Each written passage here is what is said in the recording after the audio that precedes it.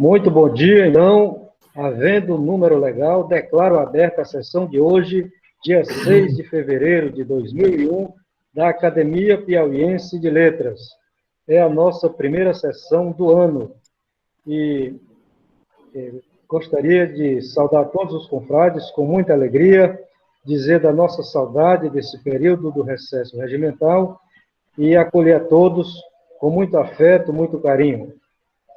Estamos, neste momento, realizando a nossa sessão a partir de Parnaíba. O presidente se encontra em Parnaíba e, graças a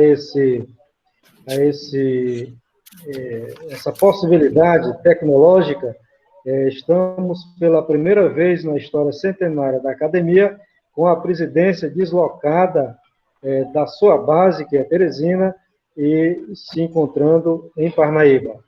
E, no momento, estamos no auditório do Centro Cultural Ministro Reis Veloso. Esse auditório se chama Francisco Elisiário, que foi um músico de renome aqui no Piauí, aqui na cidade.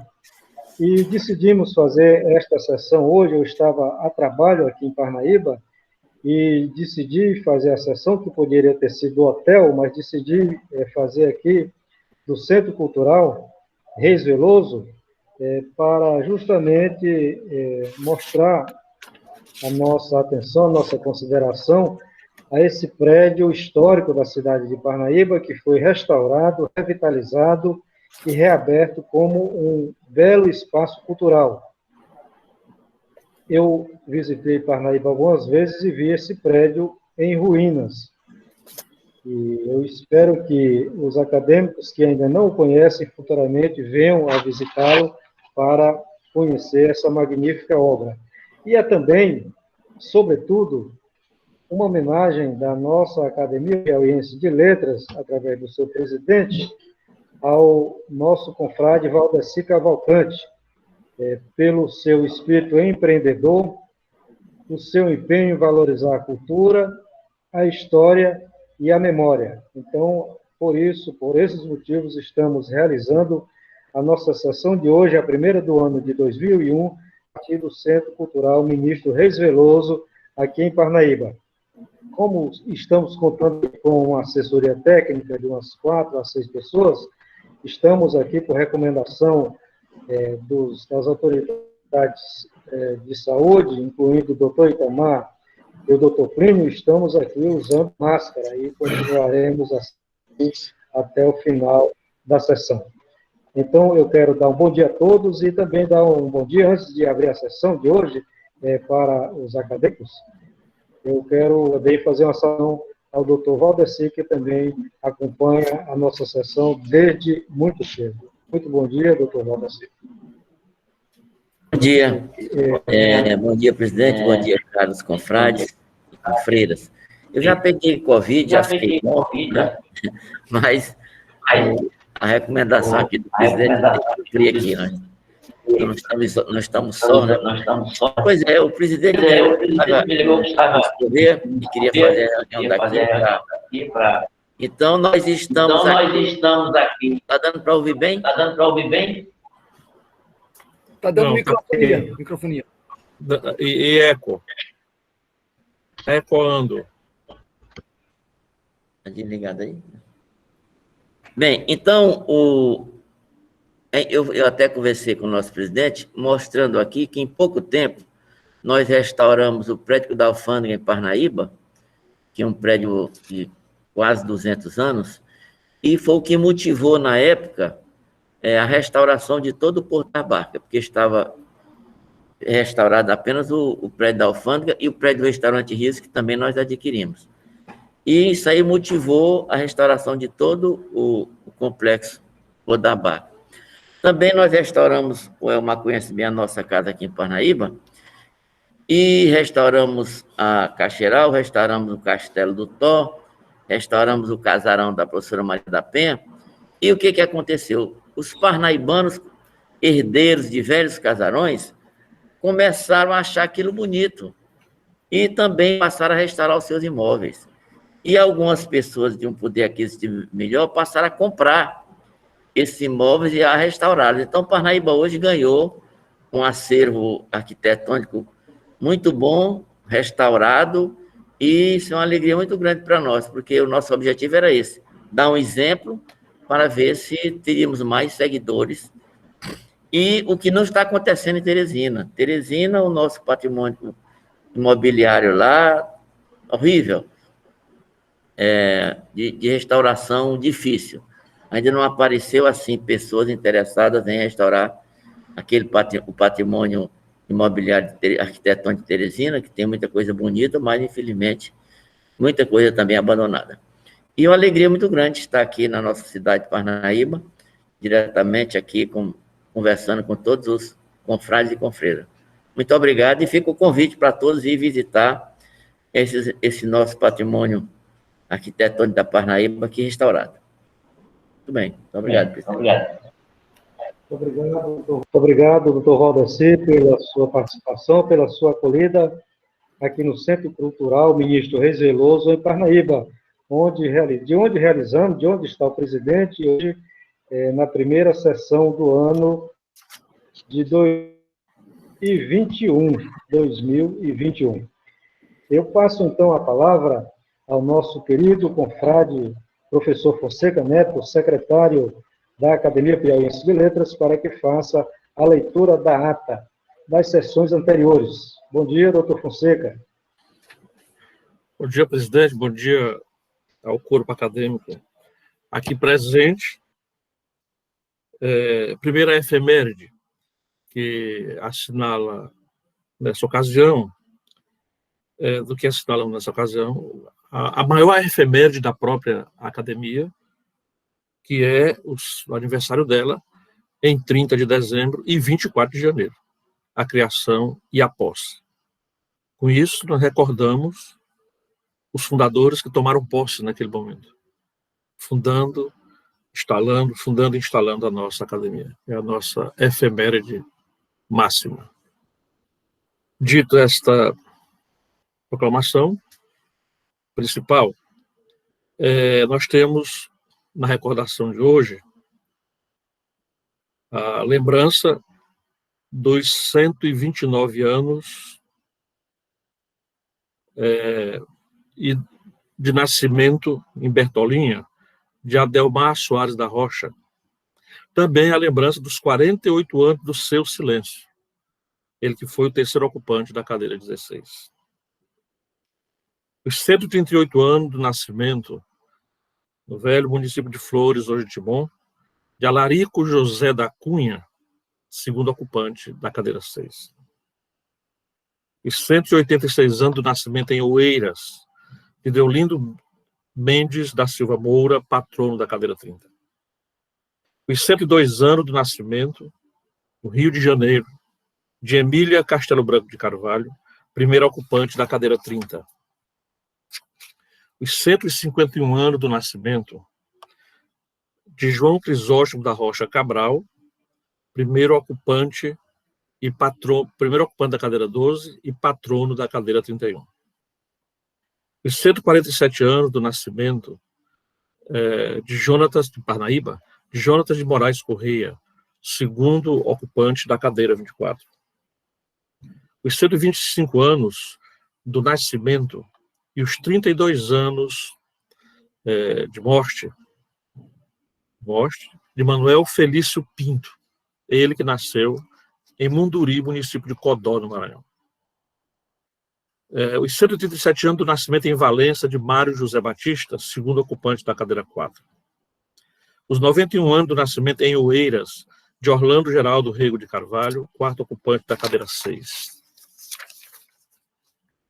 Os 33 anos da posse de Alberto Tavares Silva, quinto ocupante da cadeira 1. Os 27 anos da posse de Álvaro dos Santos Pacheco, atual ocupante da cadeira 30. 43 anos da posse de Armando Madeira Bastos, segundo ocupante da cadeira 27.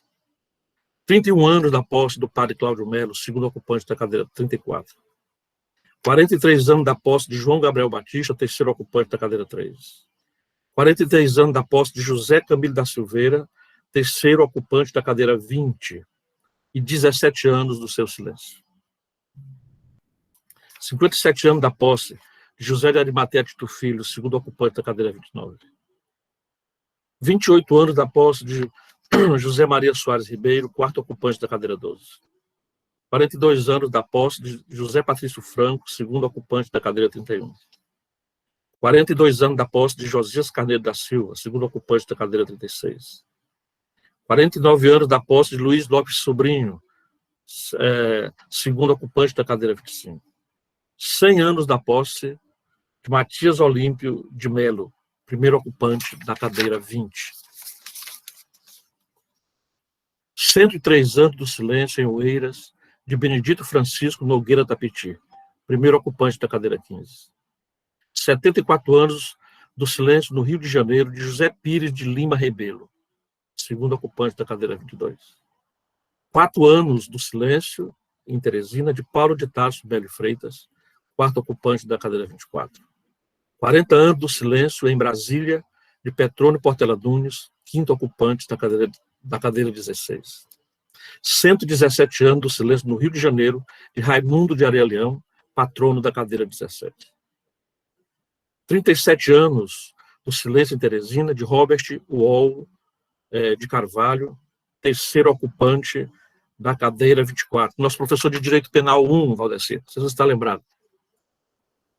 50 anos do silêncio de Simplício de Souza Mendes, primeiro ocupante da cadeira 25 e ex-presidente desta casa. Agora, a ata sumária, presidente. A presidência sua, de Oswaldo Tavares Mendes, e a secretaria minha na sala virtual mundial. Presença de Dilson Lage Monteiro, Felipe Pena de Oliveira, Jonathan de Barros Nunes, Moisés Anjo de Moura Reis, Nildomar da Silveira Soares, Pedro da Silva Ribeiro, de Brasília, e Plínio da Silva Macedo. Nas efemérides acadêmicas, etc. Eu não vou repetir porque é isso que a gente já lê. Lida a ata da sessão anterior, é por todos aceita, ressalvado que o valor da emenda do senador Elmano Ferrer para a fábrica de Campinas foi de R$500 mil e não de R$15 mil. Na fala presidencial de abertura, o presidente informa sobre o recesso de fim de ano, mantendo-se o expediente interno, e que o segundo turno para a eleição da cadeira 16 será no segundo sábado de fevereiro do ano chegante. Informa que as inscrições para a cadeira 20 terão o prazo interrompido e recomeçarão no dia 1º de fevereiro, estendendo-se até o dia 12, acrescentando que há vários candidatos inscritos.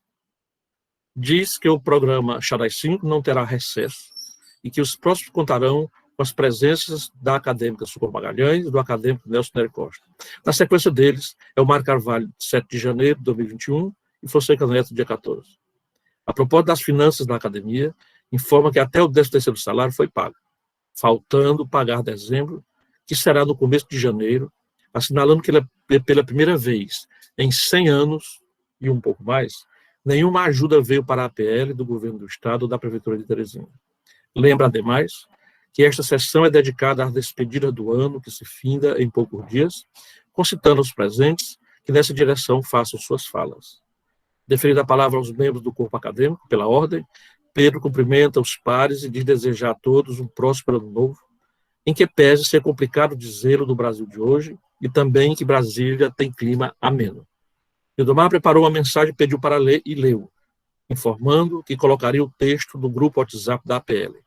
Jonathan deseja Feliz Natal, apesar da pandemia, e aproveita seu tempo para narrar sobre o telefonema de um colega seu na Escola Militar de Agulhas Negras, AMAN, quando ambos comentaram sobre o sequestro pela corporação, abre e fecha aspas, que ele vitimou, ocorrido em 1960. Diz que depois vai se manifestar sobre o assunto no WhatsApp e menciona o anunciado lançamento do livro do acadêmico Fonseca Neto, com o título A Pátina do Tempo, e que, sugestionado por isso, escreveu o poema sobre o tempo como grandeza física. Felipe Mendes, em sua vez, manifestou cumprimentos natalinos e seu desejo de que atentemos para nosso papel na academia e o da academia na sociedade. Dilson cumprimenta Fonseca Neto pelo lançamento das obras. Hoje, abre aspas, vou ler no recesso, junto com o livro de Olavo Pereira da Silva Filho, em que apresenta estudos sobre os gradis, sacadas e janela da velha São Luís do Maranhão. fecha aspas. Também alude à inserção da literatura no ensino médio e sugere que, no ano que entra, a APL envie ao Sindicato das Escolas Particulares proposta com vistas à inserção da literatura como desejado e agora prevista em norma do Conselho de Educação. Para todas as escolas privadas do Piauí, ressalta, aspas, constato que quase não há, por exemplo, livro paradidático na adoção das escolas, e não é iniciativa delas, escolas, mas de professores pessoalmente, fecha aspas, que venha o Bom Ano Novo depois do Bom Natal. Lembra, por fim, da última sessão, hoje, do Círculo Literário Entre Textos. Moisés formula a todos os votos de boas festas e de Ano Novo auspicioso.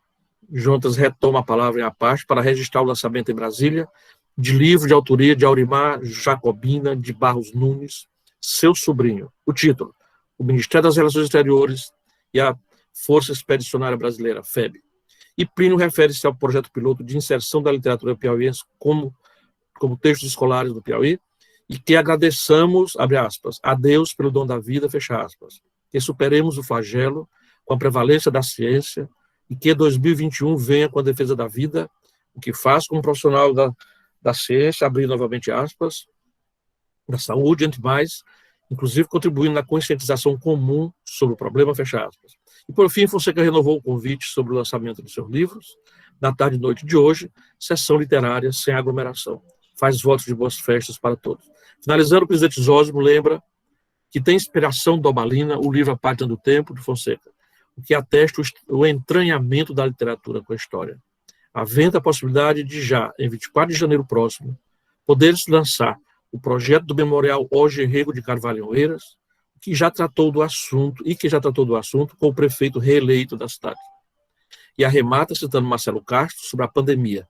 O Ocidente não soube lidar com a crise pandêmica, como o Oriente o fez, que venha a vacina. E em epílogo apressado, Jonatas informa da reunião da Academia Luso-Brasileira, semana passada, com a presença de 39 membros, essa semana passada está entre aspas, com a presença de 39 membros dos 50.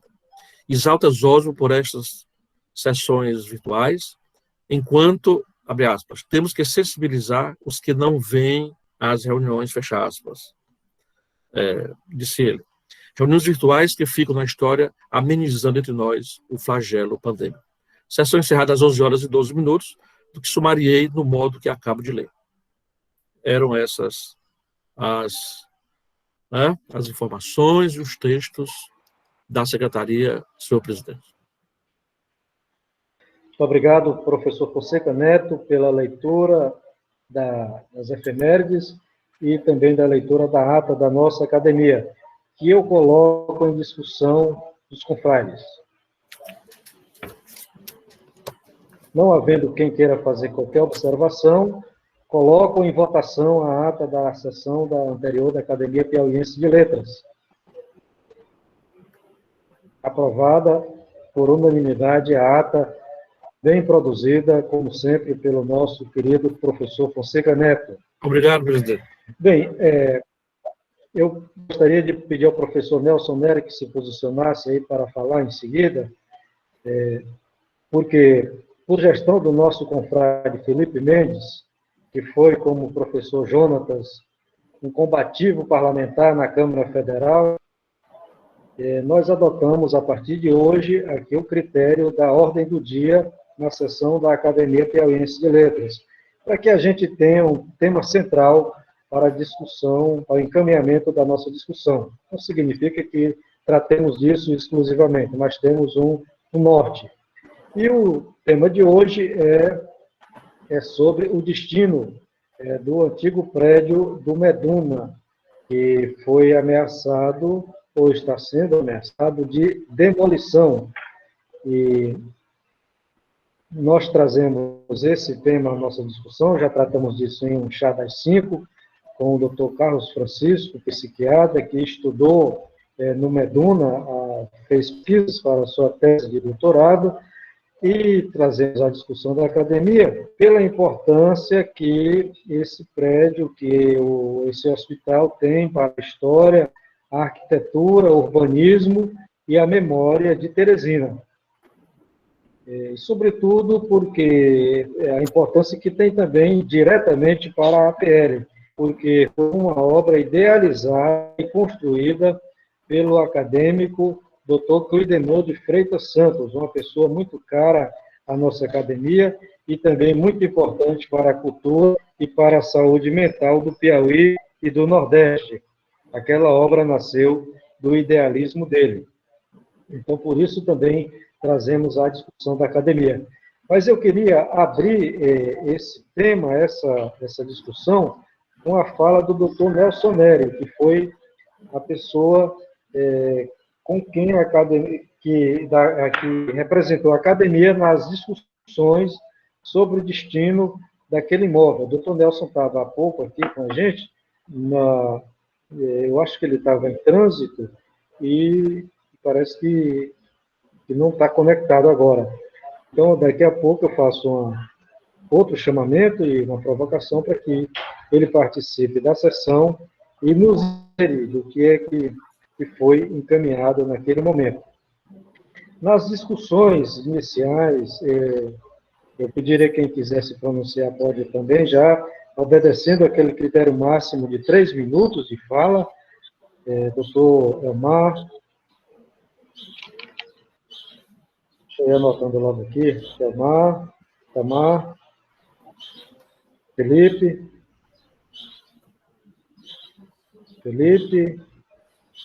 Jonatas, Felipe, eu já anotei, Otton. Bom, e quem quiser também pode falar depois.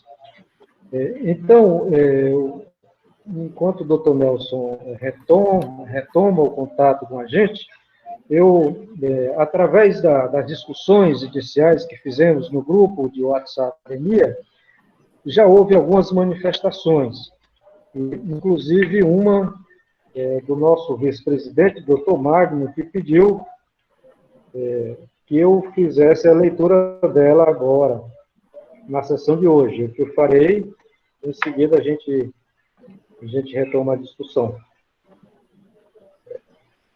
Dr. Magno Pires diz o seguinte: prezado confrade, a Academia Piauiense de Letras é uma instituição centenária, sempre foi considerada e respeitada em todos os debates em que se envolveu. Inclusive, sempre cumpriu seu objetivo estatutário de liderar e orientar as atividades literárias, estando sempre na vanguarda cultural do Estado. Porém, como as demais academias de letras do Brasil e do mundo, não nasceu para ser envolvida em protestos e polêmicas políticas e ou partidárias, existindo outros fóruns para esse debate. Melhor continuarmos restringindo nosso sodalício ao debate cultural, que é o seu objetivo estatutário, sendo esse debate também muito importante e necessário, como ocorre agora em torno do Meduna, que representa parte significativa da memória de nosso Estado. É o meu pensamento, salvo o melhor juízo. Na verdade, isso aqui é uma manifestação do Dr. Reginaldo Miranda, ex-presidente da nossa academia. A doutrina é essa: a Academia Piauiense de Letras é uma instituição fortemente conservadora, que não discute política e outros termos polêmicos, que não faz protestos assíduos à sociedade, não entra em discussões do cotidiano, do presente, segregando matérias discutidas pela sociedade e outros agentes sociais, associações, sindicatos e outras entidades do corpo social. Portou-se indiferente sempre ou pacífica, portanto, não é considerada e respeitada como devia, quando entra em defesa de assunto ou temas em discussão no complexo social, porque a sua atitude é quase de indiferença ou de pouco conhecimento. Não trata as matérias com profundidade, e, sendo assim, quando emite uma opinião, não é levada em amplo e plenitude de interesse da sociedade. Esse problema da demolição do resto que sobra do sanatório Meduna tipifica bem o nosso exemplo.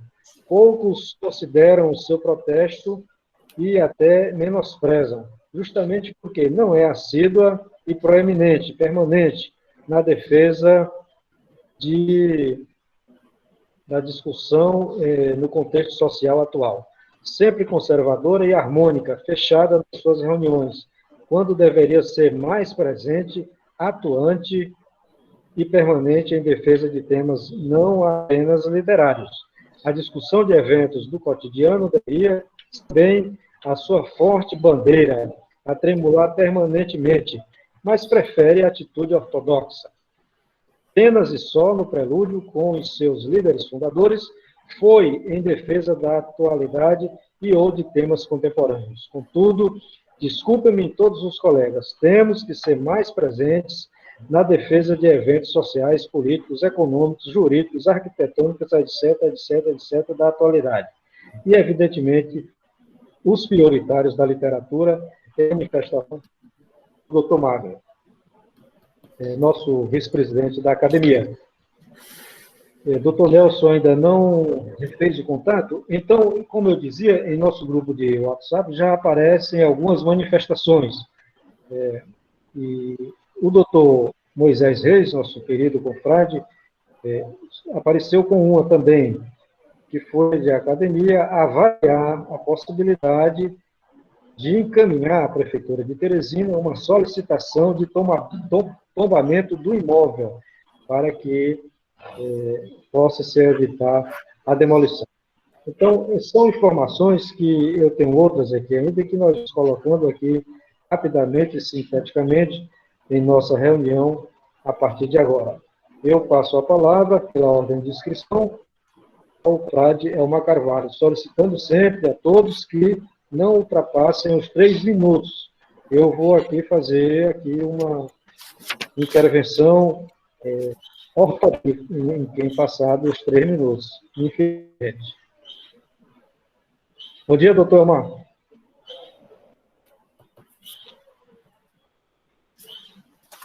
Ligar o microfone, doutor Elmar. O microfone está desativado. Obrigado. Eu gostaria de dizer para os confrades que em 72, 73, eu tinha 16, 17 anos. E nessa época eu conheci o Meduna. Não porque eu tenha sido internado lá, é porque eu fui com as pessoas visitar alguém e lá eu vi a beleza daquele prédio. E todo o seu entorno, aquela capelinha, tudo aquilo me lembrava uma pequena aldeia, um povoado, ainda bucólico. Aquilo era muito bonito. É claro que nessa idade, sem os conhecimentos que eu tenho hoje, eu não pude aprender toda a importância daquele conjunto arquitetônico. Depois, um pouco depois, eu via o nosso doutor Clidenor Freitas Santos, muito elegante nas suas roupas claras, às vezes branca, o cinto combinando com a roupa, o calçado combinando com a calça ou com a camisa. Então, sempre muito elegante, desfilando ali pela Praça Pedro II, empertigado com uma torre de Pisa. Poderia cair para trás, para frente, ele curvado, ele jamais cairia. Então, muito elegante, ali na sua Mercedes. E depois eu vi o tanto que ele era um entusiasta do progresso quando ele deu uma palestra em Parnaíba, pela FIEP, a convite do Dr. Lauro Correia. E então ele transmitia um sentido de energia, de otimismo, de confiança. Ele era um orador magnético, carismático. Mais adiante, eu já membro da Academia Piauiense de Letras, eu vi o doutor Lorival Parente prometer mundos e fundo em torno de um livro memorialístico do doutor Clidenor. Prometeu que queria fazer um livro bonito, magnífico, papel de primeira qualidade, grande, etc. E não queria um livrinho qualquer. Prometeu isso porque disse que a mãe dele admirava muito o doutor Clidenor, que ele era um humanitário, era um humanista, que tal, era um homem de bem. E, para nossa tristeza e decepção, quando o nosso doutor Humberto Guimarães organizou o livro e levou para ele, infelizmente, ele não cumpriu o desiderato que ele havia prometido. Mais adiante, em outra reunião, e essas coisas estão no livro de ata que eu organizei. Mais adiante, apareceu na academia o grande arquiteto Olavo Pereira da Silva Filho. E então nos passou a informação de que a construtora do Shopping Poti prometia que ia conservar boa parte da arquitetura do Meduna e, mais do que isso, ia conservar boa parte da floresta do Meduna. Com tristeza eu digo, da floresta pouco restou, a não ser umas poucas árvores ali. Ou seja, isso não foi cumprido. E agora vem esse empreendimento dizer que ainda quer destruir o resto do pouco que era o Meduna. Não, se a prefeitura não cumpriu o que prometeu, mas cabe ao empreendimento que construiu o Meduna conservar pelo menos essa pouca parte que resta, conservar, ainda que use para seu uso próprio, ainda que o faça para a sua própria administração, mas não pura e simplesmente alegar que a academia, que a prefeitura não cumpriu o prometido e destruir.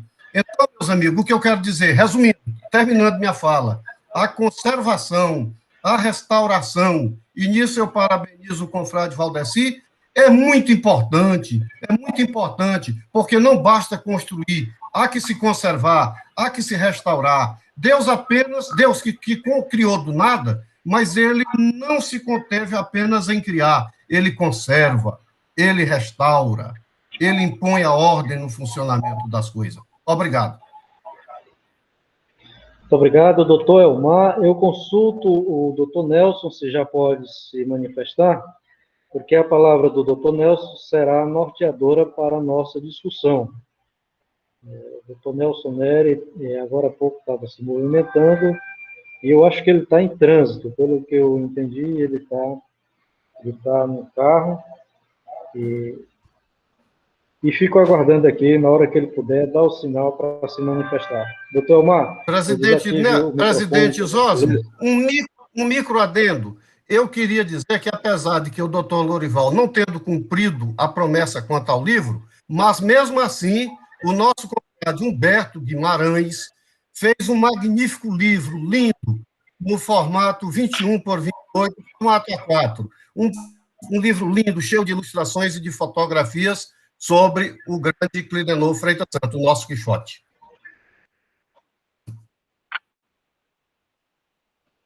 O doutor Elmar, pela participação. Doutor Itamar, pela ordem de inscrição, enquanto aguarda aqui o doutor Nelson.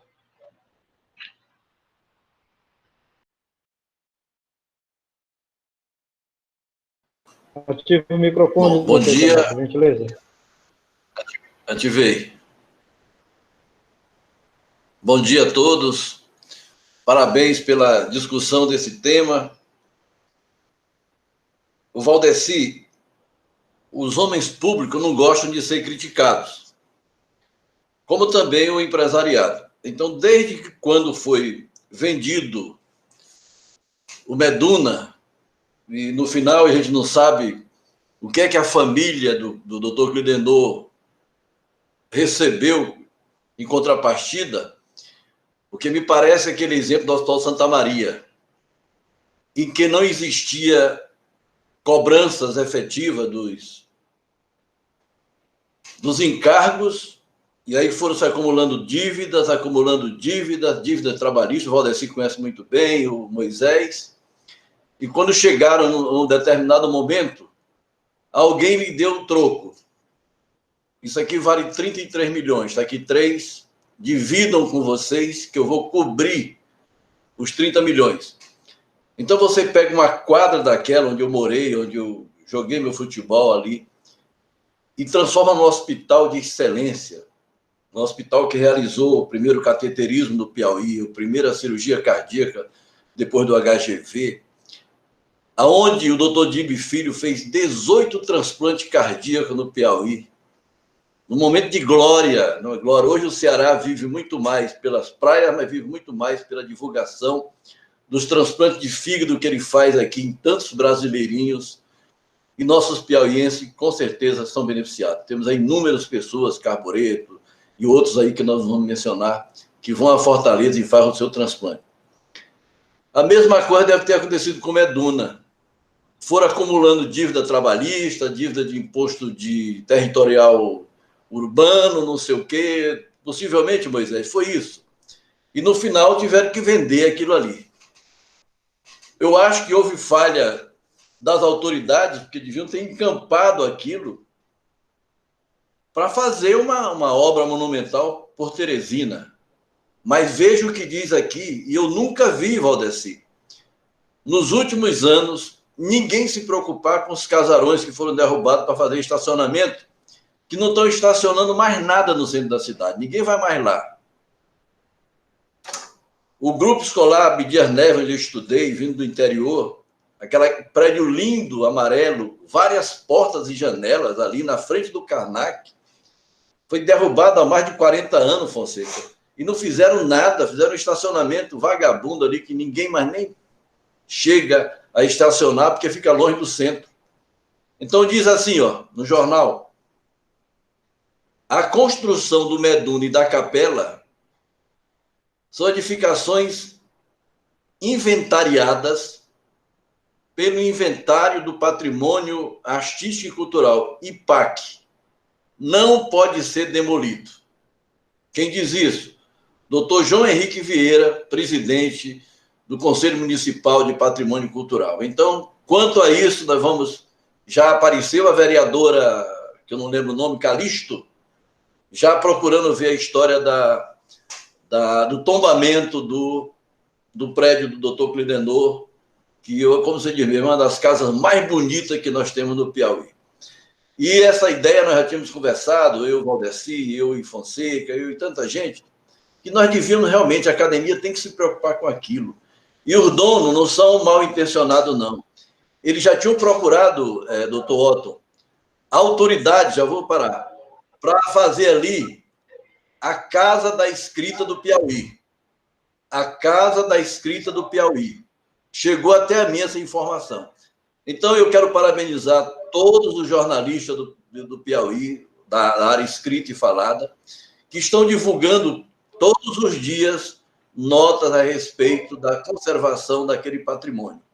E eu quero convidar você, quero convidar o professor Jonathan, convidar o Valdeci, todos nós, que vamos para frente. Ali, o homem tem medo de quem sabe fazer. E eles estão com medo que alguém chegue ali e o desmoralize, porque isso aqui já é um documento bem claro que não pode ser demolido. Eu gostaria, então, de dizer que eu estou à disposição para participar, para ir para frente, para fazer aquilo e cobrar dos governantes. Ainda, Moisés, ainda está bem conservado, porque ali foi edificado com o coração. Ainda está, aquela capela é a coisa mais linda que nós temos aqui, não é verdade, Fonseca? O pé direito daquela capela foi o doutor Wilson de Freitas Santos, que chamou um arquiteto amigo dele, não sei aonde. Obrigado, doutor Itamar. Muito obrigado. Tempo, doutor Itamar. Muito obrigado. Muito obrigado. Obrigado pela sua participação. Eu consulto o doutor Nelson, que retornou a sua conexão, se ele pode se manifestar agora. Primeiro, eu quero dizer que eu estive lá, assim que o shopping foi inaugurado, eu estava lá, a convite de um amigo, de um colega, o Francisco, ele pediu para eu visitar o Meduna, o que tinha sobrado lá do Meduna, e fui com ele. E de lá, casualmente, encontramos um diretor do shopping que disse que tinha intenção de transformar aquilo em um memorial, em um espaço cultural. Levei a questão para o doutor Nelson. Ele imediatamente, era o presidente da academia, imediatamente se interessou pela causa. Um dia depois, nós estávamos no final do tarde conversando com o prefeito Firmino Filho sobre isso. E daí para frente, eu perdi o fio da meada. Mas o doutor Nelson está participando aqui da nossa sessão e vai dizer como é que se processou a história. Bom dia, doutor Nelson. Bom dia, Zósimo. Na verdade, todo mundo já falou bastante, Elmar, agora o Itamar, sobre esse problema. Vou tentar recapitular alguma coisa, vou tentar ser o mais neutro possível. Quando o shopping adquiriu, ele procurou o município de Teresina e fez um contrato, há uns 5 anos atrás, mais ou menos, de 20 anos de comodato.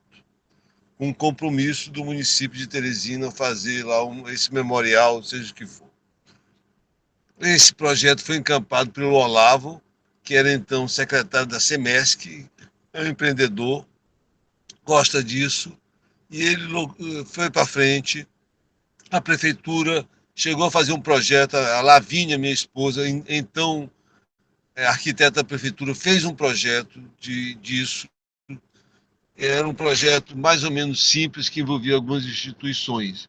A prefeitura daria toda a infraestrutura básica, a capela e o salão paroquial, o salão que funcionaria como recepção, essas coisas.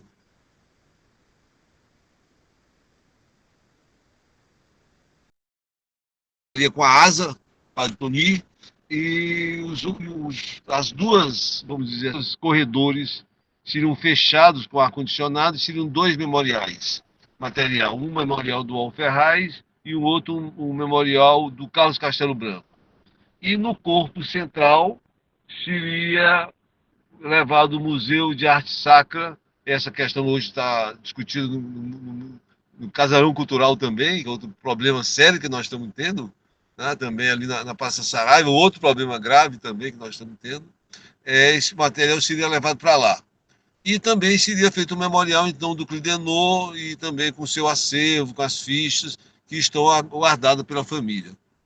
E do prédiozinho de 2 andares seria um espaço que a academia, então, fez um projeto chamado Museu da Cultura Piauiense.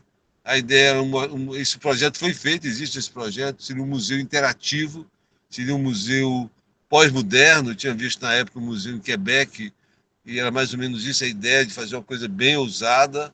A gente não tinha recursos, mas pelo menos tinha algumas condições na época. Diante da ausência de manifestação da prefeitura, o tempo foi decorrendo, houve esse quarto mandato do Firmino, e ele, para piorar a coisa, tirou o Olavo da Semesc. Na hora que tirou o Olavo da Semesc, acabou. O projeto feneceu. A prefeitura não investiu, não era caro, a obra da prefeitura era alguma coisa por volta de 2 milhões de reais, não era muito dinheiro na época. Tá? E, diante disso, eu também acabei usando esse recurso. Hoje, a reforma que a academia foi esse recurso que eu trouxe, porque eu não ia desperdiçar lá. Mas é um projeto, existe, todos esses projetos existem. Bom, eu já estou falando um pouquinho mais agora, já como presidente do Conselho Estadual de Cultura. Diante dessas questões todas, eu recebi já agora uma informação, mas não tive, estou tentando conversar com o pessoal da construtora aqui, por conta de algumas manifestações que o secretário do Estado, Fábio Novo, tem falado. Não cheguei a falar com ele, mas, na verdade, a construtora não vai demolir aquilo, ali vai ser um stand de venda com as torres que ele vai fazer logo ali à direita. Então, essa história que vão demolir não é bem verdade. E também, pelo que eu estou entendendo, eles não querem descaracterizar a construção, mas vão dar uma utilização comercial para ela. Tá? E se cogitou isso no conselho, e eu estou tentando fazer uma reunião com eles, saber se ainda há margem para se retomar esse projeto todo que foi feito da prefeitura em favor do Estado. Tá? Então, eu não sei, eu estou preferindo ir pessoalmente para ver se a gente retoma algum tipo de conversa. Tá? Em primeiro lugar, eles têm interesse econômico de voltar aos termos do comodato, porque, na verdade, para vocês entenderem, isso faz parte de todo um circuito cultural que hoje tem ali naquele miolo. Seria o Meduna, seria aquela praça que tem aquele museu de esculturas, a Praça da Ferroviária, a própria Academia de Letras e o Memorial Esperança Garcia. Então, se você vê a própria também Academia de Ciências do Jonathan, seria todo um corredor cultural da cidade, o próprio estação ferroviária com utilização cultural. Essa era a ideia. E aí essa ideia tinha o Olavo. Infelizmente, o Olavo saiu e acabou. Então eu vou tentar, não prometo nada, mas como presidente do Conselho de Cultura, estou pedindo audiência para ver se é possível retomar e se o Estado tem interesse em retomar isso como um projeto do Estado, de fazer um centro cultural, e aí nós vamos ver o que vai acontecer. Ou, se não for o caso, eu estou tendo um plano B, se eles realmente tiverem determinado a fazer ali um setor comercial, eu tenho algum tipo de recurso no Conselho de Cultura. A ideia era fazer algum tipo de memorial, mesmo que fosse simbólico, mesmo que ele tenha utilidade comercial, a gente fazer um memorial, alguma coisa simples, via conselho, pode fazer, conversar com a academia. Então, essas são as ideias iniciais que a gente tinha. Então, essas informações, presidente. E não sei se você pode me permitir mais um pouquinho, presidente, falar sobre vacina. Ou prefere que eu fale no final? Presidente. Não, deixa para o final. Deixa para o Então, final. falar sobre o Covid também, algumas informações aí da qualidade de defensor público. Eu aguardo. Bom, Aguardo. tá bom, muito obrigado. Peço a palavra no final, Nelson, então. desculpa, já está inscrito. Eu peço desculpa ao doutor Felipe, que estava inscrito, mas eu precisava inserir o doutor Nelson nessa discussão, justamente porque ele tinha as informações primárias sobre o início desse debate. Então, passo a palavra ao doutor Felipe, orador inscrito, e em seguida, professor Jonatas Nunes. Bom dia, presidente, confrades. Eu vou colocar um assunto dentro deste grande assunto, que é o caso do patrimônio cultural, intelectual, do próprio doutor Cridenor. Eu estive com ele algumas vezes, fui convidado por ele a visitá-lo lá no Metuna, na sua casa, no seu escritório. Por essa época, um filho dele, um dos 8 filhos dele, casou com uma secretária da CEPLAN, minha secretária. Ontem eu conversei com ela. Todo o acervo pessoal do doutor Cridenor está encaixotado numa casa que foi alugada para isso, que está sendo cuidada por um dos filhos, que é o inventariante. Eu acho que caberia à academia, ou alguns membros da academia que tiveram a amizade, o contato com ele, o Cridenor, se pudéssemos conhecer este acervo, porque ele faz parte da história e da cultura do Piauí, não só a parte médica, que deve ter livros valiosos, de cultura geral, não só de medicina, de psiquiatria, mas também as obras de arte, como todos nós sabemos, ele era fã e autor do Dom Quixote, tem muitas estatuetas lá, eu vi. Tá? Então, era essa sugestão. Um dos filhos, Raimundo, é o inventariante. Precisariam saber o que é que está sendo feito com esse patrimônio. 3 dos filhos já faleceram, 2 dos quais pela Covid, inclusive o marido dessa minha amiga lá, a secretária, uma outra está em São Paulo com Covid, de modo que é um problema da família, que caberia a nós, da academia, nos chegarmos para conhecer melhor. Possivelmente, parte desse acervo possa ser resgatado para a própria academia, para instituições públicas, como o Museu do Estado, o Arquivo, etc. E, para finalizar esta intervenção, o assunto geral eu acompanho o que for feito na média das definições, mas eu não poderia deixar de falar um episódio que ele me contou. Quem é da época sabe que ele, no início do Metuna, trouxe algumas famílias de japoneses, parece 5 ou 6 famílias, para cultivar hortigranjeiros ali na margem do rio Poti. O terreno ia até ao Poti. E ele me contou, viu os japoneses abrindo as bagagens, as malas, ele disse que tinha mais livros do que material de trabalho. Então, é um episódio que liga muito a atividade empreendedora do Cridenor, não apenas como médico, dono do hospital, mas também como intelectual que queria ver outros assuntos desenvolvidos no Estado. Não é?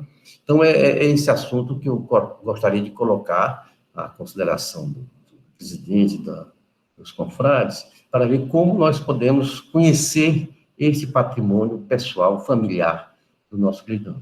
Muito obrigado.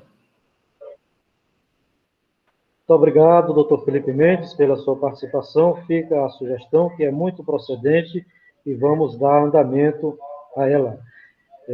Lembro aos confrades que estamos presidindo esta sessão virtual da Academia Piauiense de Letras, diretamente do Centro Cultural Ministro Reis Veloso, em Parnaíba. É a primeira vez que a Academia Piauiense faz esse tipo de reunião, justamente por dois motivos. Em primeiro lugar, por conta da possibilidade tecnológica. Segundo lugar, pelo espírito empreendedor do Dr. Valdeci Cavalcante, que reergueu este prédio. Se ele tivesse em ruínas, como eu o conheci, também não estaríamos fazendo esta reunião de hoje. Eu passo a palavra, com muito prazer, ao nosso querido mestre, professor e comandante Jonatas Nunes. Os colegas acadêmicos, sobre esse assunto, gostaria de contar um pequeno episódio vivido por mim. Em 98 para 99, a UESP estava passando por um processo de expansão muito grande, e então houve uma reunião com o governador na época para discutir o assunto, o que fazer com uma instituição, a UESP, num processo de expansão muito grande, muito forte. Diga-se passagem, decorrência da, então, Lei de Diretrizes e Bases de 95, que exigia que, a partir daí, todo professor para lecionar do ensino elementar para cima tinha que ter formação superior plena. E no Piauí, praticamente quase em todas as cidades, não haviam professores para dar aula. E, ao mesmo tempo, o ensino médio, que estava precisando ser criado, não tinha professores também. Bom, mas então houve uma reunião, e nessa reunião, para discutir o que fazer, porque o prédio da UESP, aquele prédio antigo, não tinha para onde ir. Foi aí que, então, nós fomos visitados pelo doutor Clidenor, e o Clidenor vinha aqui apresentar uma solução. A UESP está precisando se expandir. Então, eu estou aqui para vender o Meduna. E eu perguntei para ele, Clidenor, quanto vocês estão pedindo? 15 milhões. Razoável. Então, levei o assunto ao governador Monsanto. O governador disse, governador, a UESP não tem para onde ir. Na frente é uma estrada, é uma rua João Cabral. Atrás, uma lagoa de estabilização. Para o lado, o Palácio do Governo, que estava agora sendo ocupado pelo Ematé. E então tem a solução do Meduna. E o Meduna, Jonas, nós não temos para onde ir, nós não temos um tostão, rapaz, nem para pagar os funcionalismo. Não, mas tem outra solução. Ele disse, qual? Mas tem um palácio do lado, o palácio que está agora, o senhor voltou para o Karnak e está entregue à Ematé. Então, esse palácio foi feito para ser uma universidade. Vamos ver como é que fica isso aí. E então, o Meduna entrou nessa história. O Meduna, na época, era uma solução ideal. Aquilo hoje seria 15 hectares, me lembro que ele falou. Seria um campus universitário fabuloso. Mas o Estado não tinha um tostão. Foi ventilada a seguinte hipótese. Inclusive, chegamos a ir lá. Me lembro até que a dona Dalgisa chegou aí comigo. Visitar o Albertão. O governador se prontificava, o governo do Estado, a entregar o Albertão para a sede da UESP. Todas aquelas instalações internas ali, tudo aquilo seria entregue. Eu fui lá, achei interessante, eu disse, rapaz, mas isso aqui para uma universidade não está muito parecido com uma universidade como a gente imagina. E foi assim que nós, quase que na marra, ocupamos quase que militarmente o antigo palácio do governo, onde estava funcionando a Ematé, que tinha sido adquirida, me parece, com o dinheiro do Banco Mundial. Né? Então, eu estou mencionando essas coisas para dizer que, em determinados momentos da vida, há realmente assuntos a serem tomados, a serem decididos, de alguma forma. E felicito a academia por estar discutindo essa situação do Meduna, desse prédio lá. Agora, nós estamos em 2021 e sem querer mudar de assunto. Nós estamos às vésperas de 2022, o bicentenário, 200 anos da independência do Brasil. E eu estou aqui lembrando isso a propósito. Tema para uma próxima reunião nossa, professor Jonatas. Só para dizer. Tema para uma próxima reunião nossa. Só para concluir, dizer que a academia precisa começar a se movimentar em torno de o que vai ser feito no próximo ano pela Academia Piauiense de Letras, no sentido de dar o devido destaque à comemoração dos 200 anos do Brasil. Obrigado. É isso aí. Obrigado, professor Jonatas. Este assunto, na verdade, já está entregue ao nosso departamento de efemérides. Já tivemos uma discussão inicial e vamos concretizá-la e passar a todos os membros da nossa academia. Eu passo a palavra, com muito prazer, ao nosso estimado acadêmico Otton Lustosa. Bom dia, doutor Otton. Bom dia, presidente Zósimo. Bom dia, confrades. A propósito do tema, primeiro, dizer que é uma satisfação revê-los depois desta temporada de recesso da academia. Aqui estamos, para, neste ano de 2021, convivermos e salutar, já inaugurarmos, a partir desta sessão, com essas discussões que todos nós consideramos salutares, saudáveis, né? Esta que envolve o tema preservação do prédio do Meduna é oportuna. E a academia é uma instituição secular, pela força das ideias dos seus membros, a academia levanta a voz. Levanta de forma com lhaneza, mas também com firmeza. A academia discute temas, ficam registrados nas atas. A academia não faz, e não estou aqui dizendo que nenhuma fala das que surgiram aí estaria além disto, vamos dizer, de forma analisada, por vantagem.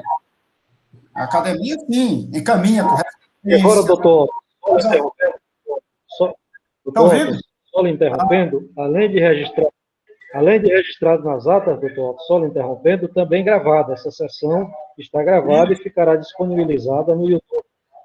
Perfeitamente. Então, a academia levanta a sua voz, como eu ia dizendo, e para preservar a memória, a cultura, as letras. Assim está no seu estatuto, né? Então, esse tema vem muito a propósito. É uma obra que diz muito de perto com a memória, né? Com a cultura, com a história da psiquiatria no Piauí, por força das ideias de um intelectual que integrava os quadros de nossa academia, o grande Clidenor Freitas Santos, e a academia realmente deve estar atenta a isso.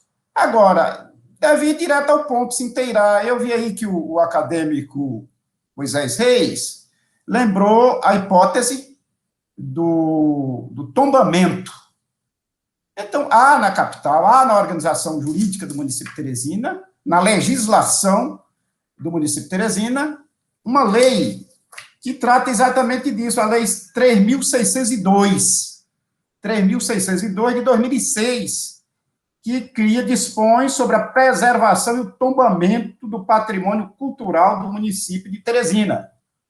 Esta lei cria o Conselho Municipal de Patrimônio Histórico e Cultural, que não foi criado, pelo que eu pesquisei, e hoje o órgão que cuida desses processamentos de tombamento é um órgão chamado Gerência, pelo que eu vi também na pesquisa que fiz, pesquisa de legislação, Gerência de Patrimônio Histórico e Cultural de Teresina, que está no organograma da Fundação Cultural Monsenhor Chaves. Inclusive, eu até olhando aqui rapidamente, vi que o processo de tombamento do prédio do Tribunal de Justiça do Piauí, que é uma criação do arquiteto Borsoi, do escritório Borsoi, tramita lá. Tem até um número aqui. Então, este órgão, assim como lembrei tempos passados, não faz muito tempo, com relação à questão da literatura piauiense nas escolas, um pleito que a academia, anos a fio aí, se queixava disso. Tem que ir direto ao ponto. Qual foi o endereço? Quem era o destinatário para ouvir essa queixa da academia? o Conselho Estadual de Cultura. Então, o órgão para o qual deve ser endereçada, vamos dizer, a ata desta reunião, ou um pleito mesmo formalizado, deve ser esta gerência de patrimônio histórico-cultural. E lá um processo pode nascer de uma manifestação por escrito, de nossa instituição. Protocola vira processo, e o que diz a lei? Artigo 8º desta lei 3.602. A partir do momento que o processo é protocolado, inaugurado o processo, o imóvel já não pode mais ser mexido nele. Artigo 8º diz isso. Com a abertura do processo de tombamento, o bem em exame tem o mesmo regime de preservação de bem tombado. Ou seja, está na lei, uma lei que está perfeitamente em vigor, ela foi do tempo da administração Silvio Mendes, e está aí para ser usada, e o órgão está lá. Inclusive, há processos de tombamento que tramitam lá. Um deles é o do prédio do tribunal. Então, o ponto certo é esse, o endereço certo é esse. E Clidenor Freitas Santos, não há negar, um homem de ideias, a academia deve estar atenta a isso, como deve estar atenta a todos os acadêmicos, deixaram a sua obra, que deve ser seguida, é um exemplo. Era um idealista, era um sonhador, dizem, mas era, antes de tudo, um realizador. Pela força das ideias fazia nascer a obra, seja obra cultural, livro, seja obra mesmo de concreto, né?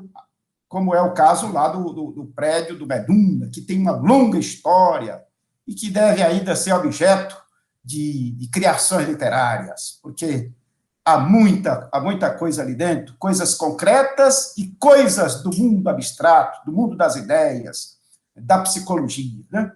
Então, o nosso mundo é esse, presente, passado e futuro, o concreto e o abstrato. Então, avante a academia na discussão desse tema, mas indo direto ao ponto, como fazem os homens práticos, né? Formalizando a coisa. Aí sim, será mais eficaz. Obrigado. Muito obrigado, doutor Otton, pela sua participação, pelas suas sugestões nesta sessão da Academia Piauiense de Letras. Eu digo que as inscrições permanecem abertas para quem queira se manifestar sobre esse tema, e já chamando o nosso professor Fonseca Neto, que acaba de se inscrever aqui. Não, professor Fonseca? Ok, queria lembrar que esse assunto não é novo, nosso ex-presidente Nelson já o lembrou, esse assunto está na pauta da academia, desde que essa questão foi suscitada, né? Isso que o Nelson recordou do contrato, inclusive na época, eu e o Nelson tivemos até uma conversa com o prefeito, né, lá do Instituto Histórico, para ajudar a partilhar, não foi, Nelson, isso aí? É isso, um daqueles espaços, né? O Instituto Histórico está precisando de uma sede e tudo mais. E nós conversamos sobre isso também, na possibilidade de nos associarmos e tal. O que eu quero acentuar rapidamente aqui, em primeiro lugar, o assunto não é fácil.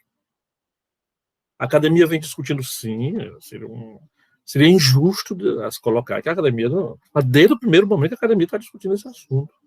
Agora, por que essa sensação de que ficou assim parado, que a academia teria até se desinteressado pela discussão? É a dificuldade. Né? É a dificuldade, né? Eu vi a manifestação do Valdeci, lá no WhatsApp, né? E ele tem razão.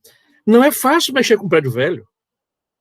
Essa questão do tombamento, desembargador, colega acadêmico e tal, essa questão, por que não vai para frente isso?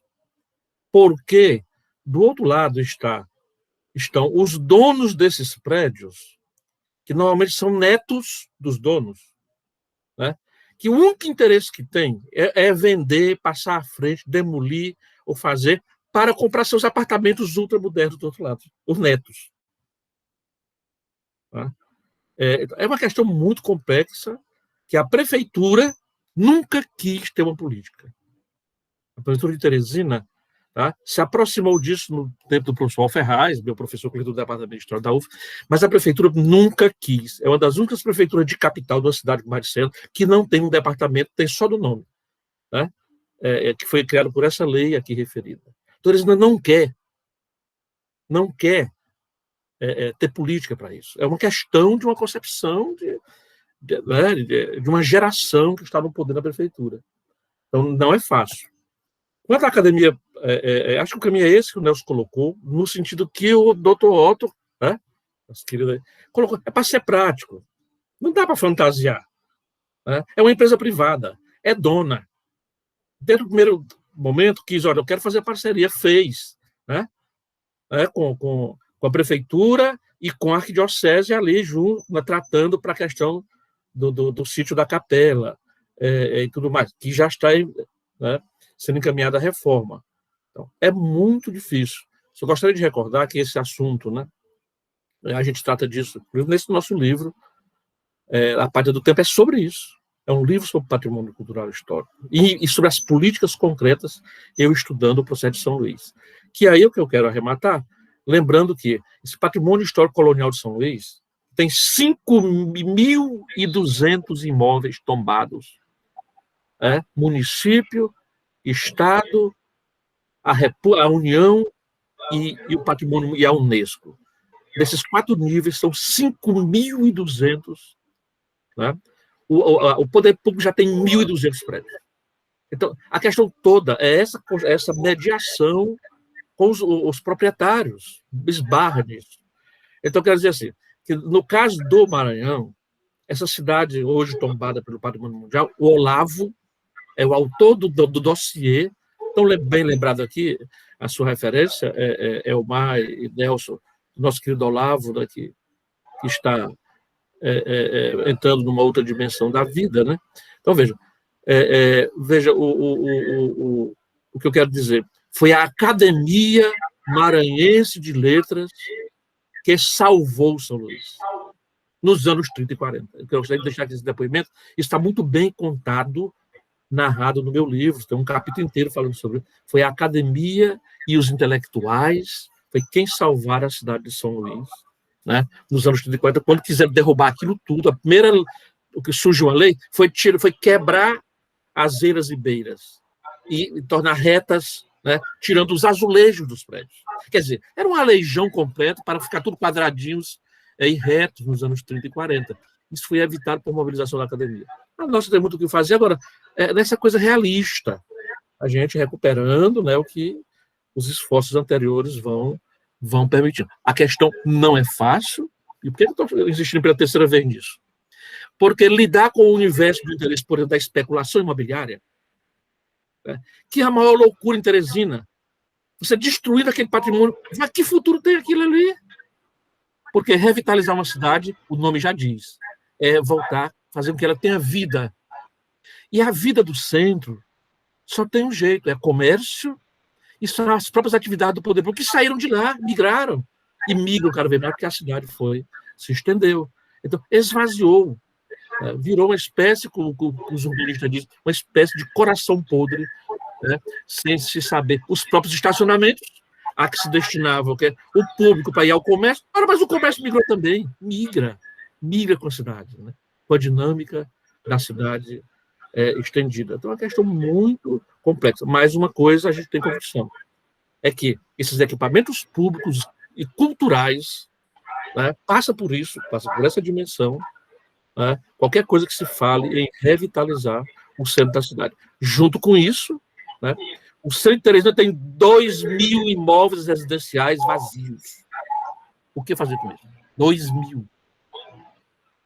E o dono não mora, está lá. Alugado, ou sendo descaracterizado. Como resolver isso? Requer política estratégica, coisa muito mais complexa. Mas o papel da academia de insistir nisso é muito correto, né? E o caminho está desenhado, isso que o Moisés fala e tem falado no grupo. É isso. Muito obrigado, professor Fonseca. Muito boa a sua participação, porque você tem se dedicado ao estudo dessa questão e, inclusive, já é uma referência. A promotora que cuida do patrimônio histórico de Teresina fez um ofício à academia solicitando os serviços do professor Fonseca Neto, em nome da academia, para as necessidades da Justiça. Eu consultei o professor Fonseca e ele se colocou à disposição da Justiça para isso. Eu quero passar a palavra ao doutor Moisés Reis, ele levantou a mão e eu não tinha visto, mas ele também vai se pronunciar em nossa sessão para a alegria. Bom dia, doutor Moisés. Bom dia, presidente. Bom dia, caríssimos confrades. Na verdade, o tema hoje está em torno do Meduna e, sobretudo, do Dr. Clidenot. Eu posso testemunhar porque eu tive o privilégio de privar da amizade do Clidenot desde quando cheguei aqui em Teresina. E tive o privilégio de conviver com ele. Foram inúmeras as vezes em que, aos domingos, me dirigia à sua casa para lá ter o privilégio, primeiro, de ficar dentro daquela biblioteca a compulsar livros valiosíssimos, raríssimos, deitados numa rede, e, enfim, a conversar com ele, a ouvir aquela conversa agradabilíssima do Dr. Clidenot. Eu tive esse privilégio de ver o quanto era valiosa e o quanto é valiosa aquela biblioteca. E me alegrou muito, porque eu me perguntava muito o que teria sido feito daquela biblioteca, daqueles livros raros que o Dr. Clidenot tinha. E o confrade Felipe aí está dando notícia, graças a Deus isso está preservado. Pois bem, mas o Dr. Clidenot era realmente uma pessoa emblemática, era um cidadão admirável. Eu quero contar só uma pequena história dele, já no final da vida. Eu, inclusive, era seu advogado, quando ele precisava, eu convivia muito com ele. E eu me lembro que um certo dia eu estava no meu escritório, ele já no final da vida, e ele entra, de repente, doutor Moisés, quero falar com você, abraçado assim, com uma série de rolos de folha de papel, era um projeto. Aí chegou, sentou à minha frente, afastou o livro da minha mesa e abriu aqueles projetos e disse, olha o que é que eu vou fazer. Vou fazer o seguinte, eu vou fazer uma reforma agrária nas minhas terras no Baixo Parnaíba, aqui na região de Água Branca, por ali. E ali ele abriu aquele projeto e mostrou um projeto belíssimo. Era parecia assim como se fosse uma taba de índio, né? Uma casa no meio, ali tinha um centro cultural, igreja, uma série de coisas, e em torno casas, e de redor ele ia disponibilizar área de terra para agricultores que ele ia levar para lá, ia doar, para que eles realmente pudessem ter uma vida digna e viver com liberdade as suas coisas. Era um cidadão extremamente admirável. Foi quem me ensinou a beber vinho, foi quem me botou no caminho do vinho. Ele dizia, doutor Moisés, beba vinho. Vinho é o néctar dos deuses. Não beba essas bebidas de peão, beba vinho. Foi bem, era uma figura admirável. E era um sonhador, como todos estão dizendo aí, era realmente um idealizador, como disse o nosso querido confrade Otton, ele era um realizador através de ideias ou através das construções físicas, mas o Clidenot era um homem que estava sempre a imaginar no que fazer e no que construir. Eu me lembro, inclusive, dele, quando ele entrou pela linha da acerola, queria também produzir álcool. Enfim, era um cidadão extraordinário. Mas eu quero encerrar aqui, ocupando apenas os meus 3 minutos, dizendo para o ilustre presidente que falei realmente, o confrade Otton confirmou, existe uma lei, inclusive era do tempo que eu estava na Procuradoria, de tombamento. E esta lei, ela é uma lei bastante tem qualidade muito boa, porque ela cria uma condição primeira, que é, na medida em que há a intenção, aquele prédio já está ali sob controle. Ele não pode ser, ninguém pode mais derrubá-lo. E foi isso o que está lá no artigo 8º. De forma que eu insisto, continuo nessa ideia, acho que já está nesse caminho aí, o confrade Fonseca Neto já foi procurado para isso, mas eu acho que, independentemente do que vão fazer lá, se alguém vai utilizar para isso ou para aquilo, mas não custava nada que o município de Teresina tomasse a iniciativa do tombamento.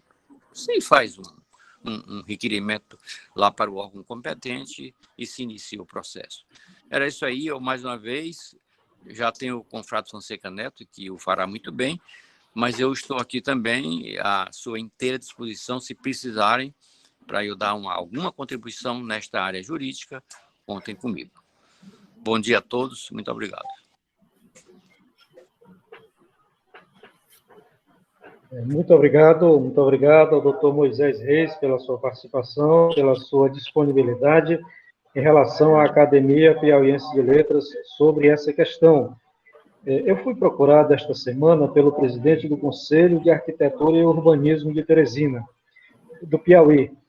O que é que ele queria? Que a academia subscrevesse uma ação do CAU, como eles chamam a entidade, na Justiça Federal, impedindo a demolição daquele imóvel do Meduna.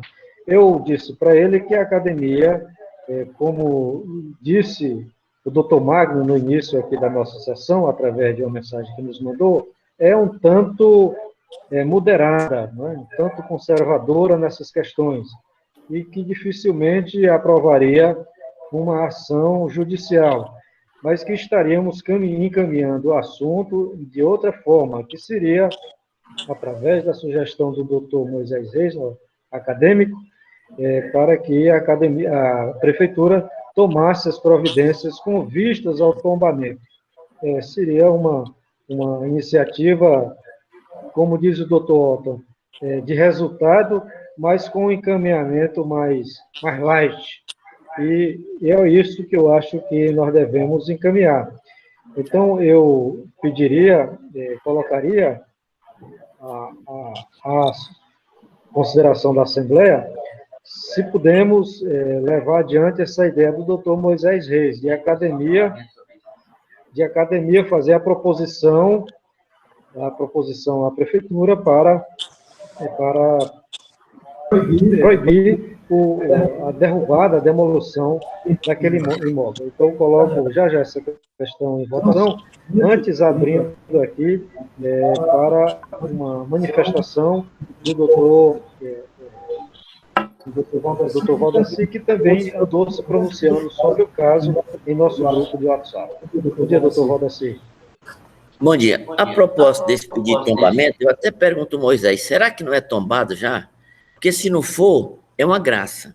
É uma graça divina. Se tombar, será um pesadelo. Porque depois de tombar, para mexer, dá o maior trabalho do mundo.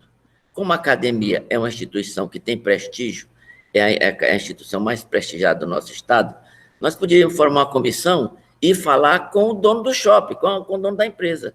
E nos propomos a colaborar, a academia colaborar com a empresa para restaurar aquele prédio, antes de ser tombado, porque depois que tomba, é um pesadelo para mexer no prédio. Então, eu tenho convicção de que a empresa, com o pedido da Academia de Letras, uma instituição prestigiada, ele vai aceitar. Eu tenho certeza absoluta que eles vão aceitar a nossa proposta de colaborar com eles para fazer alguma coisa. Porque o poder público não vai fazer nada ali. Eu até me ofereço, presidente, porque eu recebi um telefonema agora do vice-prefeito, que quer falar comigo hoje à noite ainda, ou amanhã de manhã. E eu, se for a academia me autorizar, eu posso falar alguma coisa, saber o que o município pensa sobre isso, né? Mas a minha preocupação em tombamento é esse. Depois de um prédio tombado, é um pesadelo tocar nele, porque tem uma legislação que o blinda, que fica difícil para fazer qualquer reforma ou conservação. É o que eu queria colocar. Obrigado. É o que eu queria colocar. Obrigado. Tendo em vista que o próprio shopping já se manifestou, que dará uma entrevista coletiva, eu acho que na segunda-feira, sobre essa questão, e já se manifestou que não vai demolir o prédio, eu acho que podemos decidir com mais cautela e com mais fundamento sobre que posição a academia deve tomar. Vamos observar essa próxima semana e talvez sábado que vem tem eleição, daqui a 15 dias a gente toma uma posição definitiva sobre isso. O doutor Moisés já fica de sobreaviso em relação à questão da proposição do tombamento e vamos avaliar todas as nuances da questão. O doutor Valdeci tem razão, quando há o tombamento, a burocracia aumenta em torno de qualquer revitalização. Se há disposição do shopping, eu imagino que ele tem interesse agora em dar um aproveitamento cultural àquele espaço, depois da repercussão, que está sendo muito negativa para o grupo. E nenhum grupo empresarial quer a sua imagem associada a uma questão negativa. Então, é possível que a gente possa encaminhar a discussão nesse rumo. Eu queria, colegas, que a gente aguardasse uma semana mais ou duas para a gente tomar uma decisão da academia em relação a essa questão. Uma decisão moderada, mais firme do que deveremos seguir. Presidente, então, eu acho que encerramos aqui a discussão de hoje em relação ao Meduna. Doutor Plínio, quer se manifestar? Sim, com a devida... Pois não, presidente. Mais uma vez, bom dia a todos os prezados confrades, confreiras. Esse é um tema palpitante. A nossa academia histórica, nesse século, tem tido realmente um papel preponderante na literatura, na cultura. E, como esse tema realmente é um tema que envolve interesse da academia, não só pelo nosso saudoso confrade ter sido realmente atuante, Cludenor Freitas Santos, mas nós, sem me alongar, envolve um patrimônio que, na verdade, imaterial, né, confrade, o saudoso confrade, e um patrimônio material. Imaterial, né, só realmente produção literária, e realmente, além disso, livros, um acervo da maior relevância e do maior interesse para que a academia possa realmente incorporar. E esse patrimônio realmente material, né, já foi longamente colocado. Não sou da área jurídica, mas ouvi atentamente, mas eu me associo aos confrades. Otto Lustosa, Nelson Nery Costa, o confrade Fonseca, Moisés Reis, no sentido de que realmente a academia possa provocar, mediante uma legislação vigente, nós temos uma legislação vigente, que muito bem colocado pelo confrade Otto, tombamento, né, Lei 3.602 de 2006, e, ao meu ver, seria prudente e estaria realmente dentro desses interesses da nossa academia, a provocar, né, ou seja, fazer uma manifestação, uma solicitação.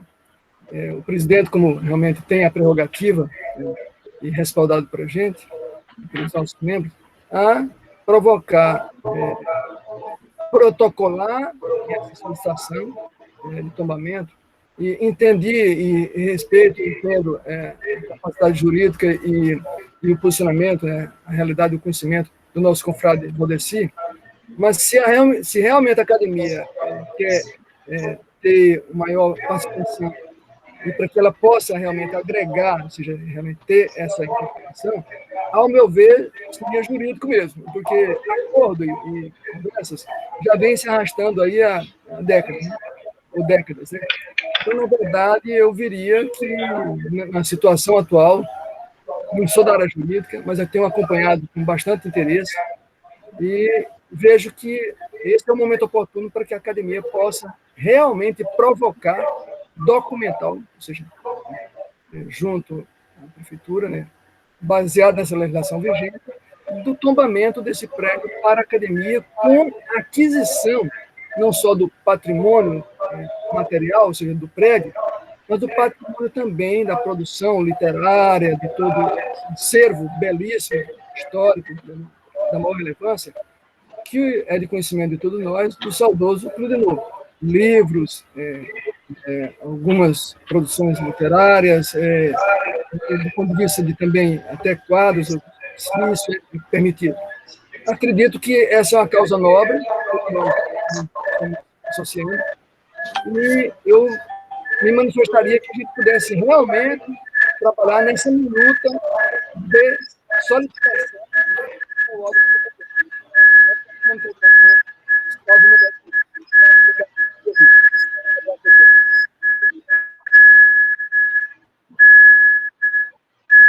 Obrigado, doutor Plínio, pela sua participação.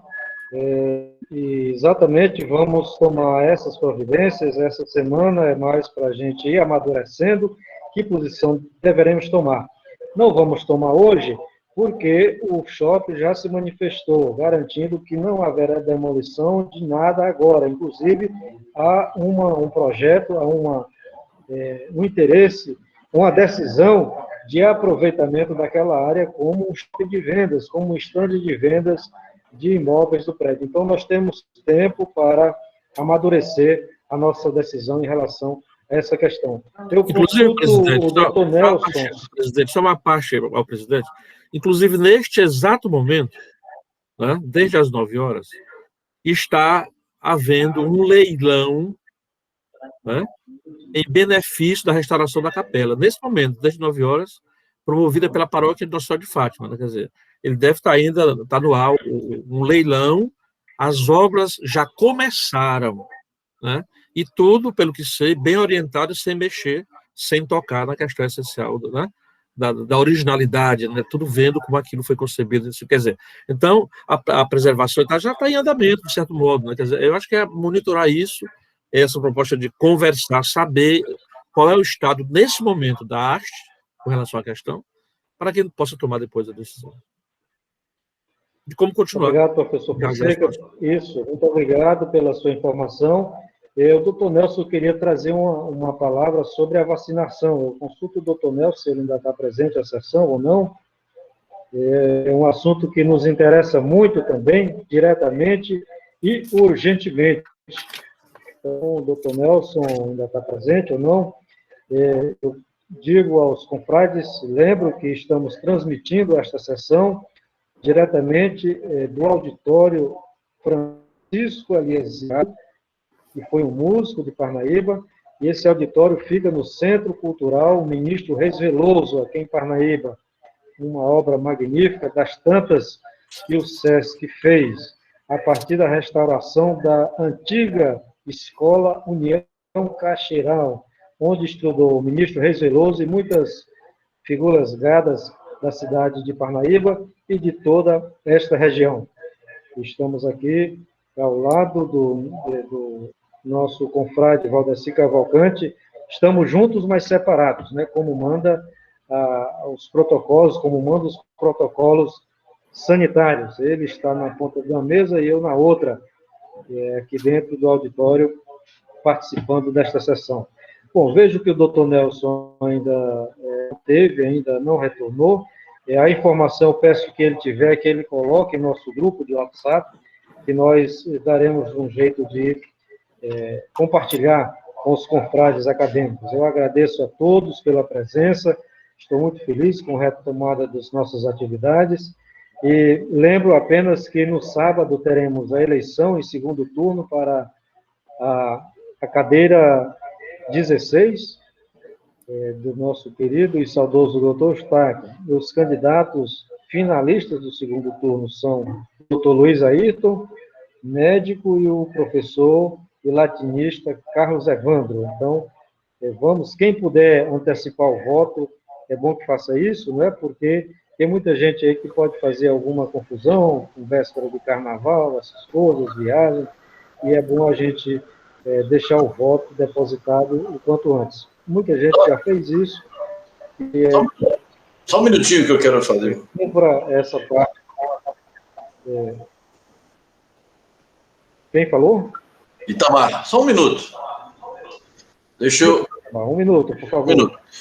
Bom, eu quero só falar um pouco sobre o que aconteceu nos últimos 30 dias, quando nós tivemos a perda de 4 crianças de uma maneira súbita. Então, nós tivemos o neto do Carlitos, um rapazinho de 11 anos, vivia na praia, era obeso, teve morte súbita.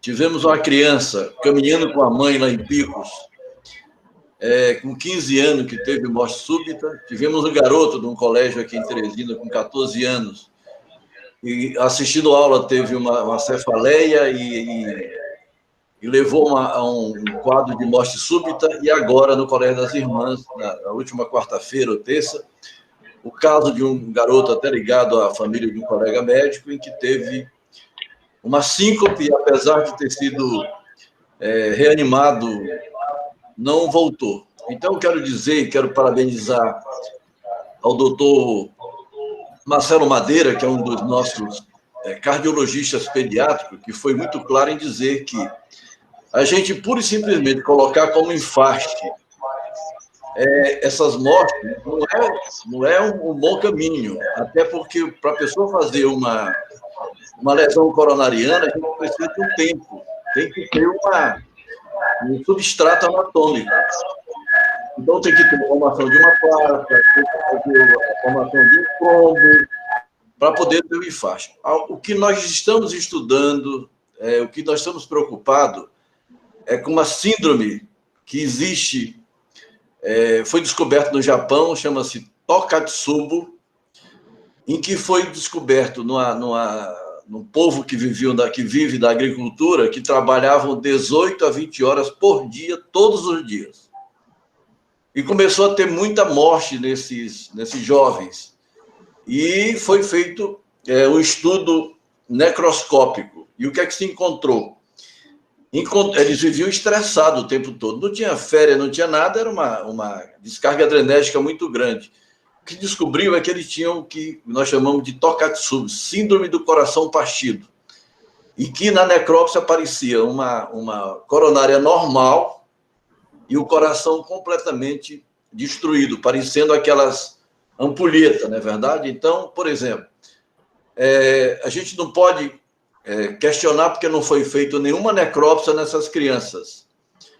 Mas será que esse tempo de ausência das aulas, será que isso aí não está levando a um dano a essas crianças? Nós temos que refletir para a gente não colocar pura e simplesmente como infarto. A gente pode até aceitar, mas a luz da ciência não se convence muito. Então, nós queremos transmitir às famílias que perderam esses garotos, que, infelizmente, no Brasil, nós não temos costume de fazer um estudo de quem falece subitamente, que é uma pena, né, porque a gente fica sem saber, e tranquilizar as crianças, dizer que o índice de mortalidade é muito pequeno, só que quando morre uma pessoa, morre um patrimônio muito grande para a família. Então, é isso que eu queria dizer. É um estudo muito cauteloso, porque a gente não pode jogar simplesmente. A criança tal morreu de infarto. É muito difícil isso acontecer. Para terminar, existem crianças que tomam algum tipo de substâncias ao longo da vida, que essas substâncias podem ter altera um pouco, a mesma coisa da cloroquina, altera o segmento QT. Então, não sei se alguma delas tomava esses remédios. Mas é dizer que, apesar disso, ainda é muito poucas crianças que morrem,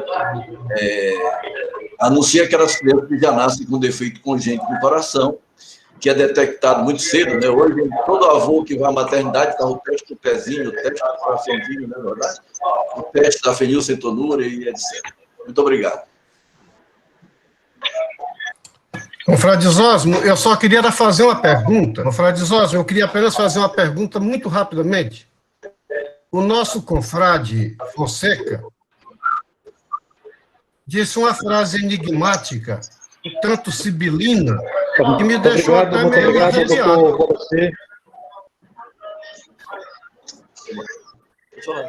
Eu queria fazer uma pergunta. Fonseca disse uma frase um tanto enigmática. Não, eu queria encerrar a sessão, porque eu tenho que desocupar aqui o espaço, que vai ter outra atividade aqui. Eu peço desculpa aos confrades, eu tenho que desocupar o espaço aqui, mas deixo a sessão aberta aí, para que quem quiser faça a reunião do Cisco. Por aqui eu vou encerrando, agradecendo a todos, agradecendo aqui ao Centro Cultural Ministro Reis Veloso de Parnaíba, pelo espaço que concedeu à Academia Piauiense de Letras para a transmissão da sessão de hoje, dia 6 de fevereiro de 2021. Boa tarde a todos e até o próximo sábado. Confrade Fonseca. Diga, Omar. Confrade Fonseca. Opa, amigo, pode dizer. Você está me ouvindo?